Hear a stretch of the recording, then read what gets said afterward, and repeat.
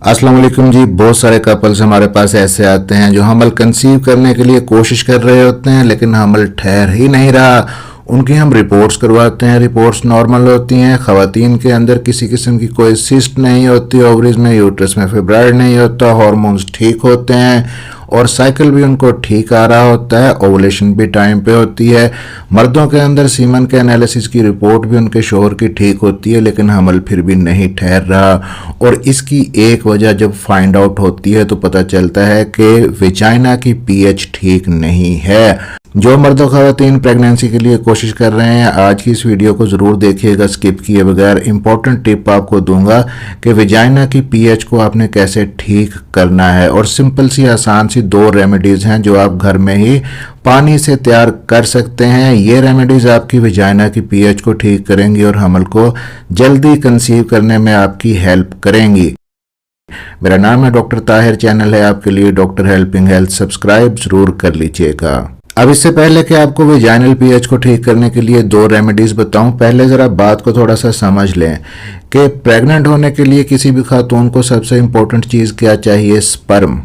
अब ये जो स्पर्म उसके मेल पार्टनर से उसको मिलता है, सबसे पहले आके कहाँ पे गिरता है? वेजाइना के अंदर, जो फीमेल रिप्रोडक्टिव सिस्टम का पहला पार्ट होता है। अब यहाँ पे जब स्पर्म गिरता है, अगर वेजाइना का इन्वायरमेंट, वेजाइना का माहौल ही ठीक नहीं है तो स्पर्म वहीं पे डेड हो जाता है, स्पर्म की मोटिलिटी खत्म हो जाती है, हरकत नहीं कर पाता।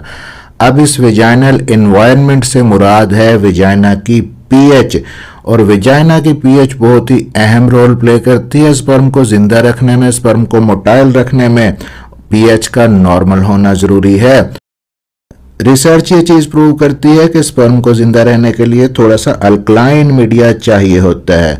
अब ये जो वेजाइना की पीएच है नॉर्मली थोड़ी सी एसिडिक होती है, और इतनी होनी भी चाहिए। 3.8 से लेके 5 के दरमियान में पीएच होती है वेजाइना की। एसिडिक होती किस वजह से है? कुछ मखसूस किस्म के फायदा देने वाले बैक्टीरिया वेजाइना के अंदर होते हैं जिन्हें लैक्टोबैसिलाई कहते हैं, और ये लैक्टिक एसिड प्रोड्यूस करते हैं जिसकी वजह से एसिडिक पीएच मेंटेन रहती है।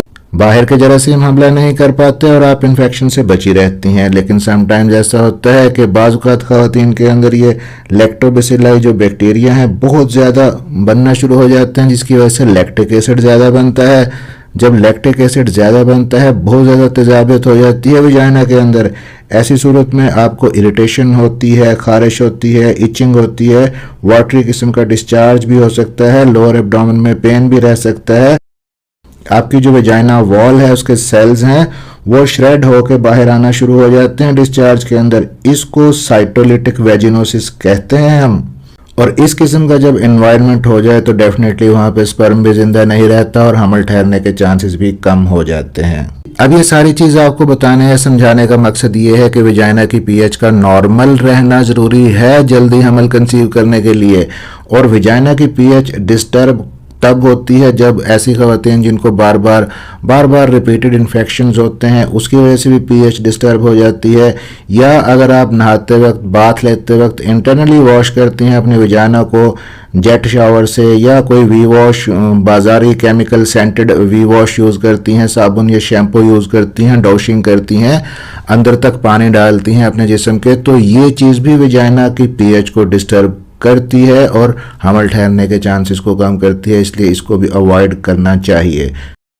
और फिर जब पीएच बॉडी की डिस्टर्ब होती है, बहुत ज़्यादा एसिडिक हो जाती है, तो रिसर्च ये चीज़ शो करती है कि आपकी बॉडी के अंदर इन्फ्लेमेशन, सोजिश पैदा हो जाती है। अब इस पीएच को ठीक करने की जब बात आती है तो सबसे इंपॉर्टेंट रोल आता है यहाँ पे पानी का। चूंकि पानी आपकी बॉडी के हर सेल के अंदर मौजूद है और हर खुलिये की हर सेल की पीएच जब ठीक होगी तो ओवरऑल आपकी बॉडी की वेजाइना की पीएच भी ठीक होगी। तो इस वीडियो में 2 रेमेडीज आपको बताने लगा हूँ। एक खास किस्म का पानी है जिसको अल्कलाइन वाटर कहते हैं, वो पीने से आपकी बॉडी के अंदर सोजिश कम होगी और ज़्यादा एसिडिक पीएच जो है वो न्यूट्रलाइज होगी। अब ये अल्कलाइन वाटर जो है इसकी पीएच 8 से लेकर 9 तक होती है। ये अंदर जाके आपकी बॉडी की पीएच को न्यूट्रलाइज करता है, एसिडिक पीएच को न्यूट्रलाइज करता है। साथ में इसके अंदर पोटेशियम, मैग्नीशियम बाइकार्बोनेट होते हैं जो आपको सपोर्ट देते हैं। जो स्पोर्ट्समैन है अपनी हेल्थ को मेंटेन रखने के लिए अल्कलाइन वाटर पीते हैं, लेकिन बाजार से अल्कलाइन वाटर आप लेंगे तो बहुत ज़्यादा महंगा पड़ेगा। घर में आप तैयार कर सकते हैं। अब जी अल्कलाइन वाटर बनाने का जो पहला तरीका है वो आपने शॉर्ट टर्म यूज़ के लिए है, ज़्यादा लंबे अरसे तक इस्तेमाल नहीं करना, ज़्यादा से ज़्यादा आप 2 हफ्ते तक इस्तेमाल कर सकते हैं। और ये भी जहन के अंदर रखिएगा कि जो पहले वाला नुस्खा है, अगर किसी को ब्लड प्रेशर बहुत ज़्यादा रहता है या कोई गुर्दे का मरीज़ है, अपने डॉक्टर के मशवरे के बगैर यूज़ नहीं करे। अब पहला अल्कलाइन वाटर बनाने के लिए आपने क्या करना है कि 1 लीटर पानी आपने लेना है जग के अंदर, उसके अंदर आपने 1/4 चम्मच बेकिंग सोडा, सोडियम बाइकार्बोनेट जिसको कहते हैं, चौथाई हिस्सा छोटे चम्मच का वो डाल देना है। और 1/8 छोटा चम्मच आपने उसके अंदर पोटेशियम बाइकार्बोनेट डालना है। अगर पोटेशियम बाइकार्बोनेट नहीं है तो उसकी जगह 1/4 चम्मच पोटेशियम सिट्रेट पाउडर डाल सकते हैं। अब याद रखिएगा कि ये पाउडर जो आपने लेने हैं फूड ग्रेड के पाउडर होने चाहिए, खाने के लिए जो इस्तेमाल होते हैं अच्छी कंपनी के आपने लेने हैं। अब इस पानी को आप अच्छे तरीके से हल होने दें, आपका अल्कलाइन वाटर तैयार है। आप चाहें तो इसको फ्रिज में भी रख सकते हैं। सुबह उठ के नहर मुंह आप 1/2 लीटर पानी इसमें से पी सकती हैं, बाकी का 1/2 लीटर आप दिन में यूज़ कर सकती हैं। लेकिन अगेन आपको बता दूं कि ये रेमेडी ज़्यादा से ज़्यादा आपने 2 हफ्ते यूज़ करनी है, जब पीएच आपकी मेंटेन हो जाए। फिर इसको मेंटेन रखने के लिए आप दूसरी रेमेडी शुरू कर सकती हैं। अब दूसरी रेमेडी के अंदर भी आपने 1 लीटर पानी लेना है जग के अंदर, उसके अंदर आपने 6 स्लाइस डालने हैं जी खीरे के, 2 स्लाइस डालने हैं लीमू के, और 6 पत्तियां आपने डालनी है पुदीने की, और साथ में 1/4 छोटा चाय का चम्मच आपने पिंक हिमालयन साल्ट उसके अंदर डाल देना है। उसके बाद ओवरनाइट आपने इस पानी को रख देना है ताकि जो एंटीऑक्सीडेंट्स हैं, मिनरल्स हैं, पॉलीफिनोल्स हैं, अच्छे तरीके से वो पानी के अंदर आ जाएं। सुबह उठ के आप इसको छान के दूसरे बर्तन के अंदर पानी को मुंतकिल कर लेंगी, और इस पानी को भी आप 1/2 लीटर सुबह खाली पेट पी सकती हैं, और बाकी का जो 1/2 लीटर है वो आप दिन में सुबह से लेकर शाम तक वक्फे से पी सकती हैं। ये आप लंबे अरसे के लिए भी इस्तेमाल कर सकती हैं। और एंड में आपको 2 टिप्स भी दूं कि ऐसी खवातीन जो प्रेग्नेंट होने के लिए कोशिश कर रही हैं, वेजाइना का जो पीएच है वो खराब है, तो उनके लिए पहला टिप ये है कि अक्सर कपल्स जब इंटरकोर्स करते हैं तो उससे पहले वो लुब्रिकेंट यूज़ करते हैं, और ये लुब्रिकेंट ऑयल भी हो सकता है, लोशन भी हो सकता है। याद रखिएगा कि इनके अंदर केमिकल्स होते हैं, वेजलिन है, ऑयल है, लोशन है।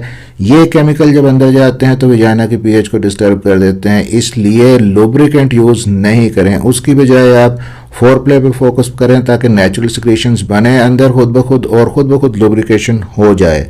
दूसरी जो चीज़ है यहाँ पे, दूसरा टिप आपके लिए ये है, ख़ास तौर पे हस्बैंड्स के लिए, कि जब वो डिस्चार्ज होने लगें तो कोशिश करें कि वेजाइना के डीपेस्ट पोर्शन के अंदर गहराई तक अंदर जाकर डिस्चार्ज हो, ताकि वेजाइना का जो एसिडिक इन्वायरमेंट है उससे स्पर्म बच जाए और सीधा जाकर सर्विक्स के मुंह के ऊपर इजैकुलेट हो या वहाँ पे गिरे और इजीली यूट्रस के अंदर एंटर हो सके।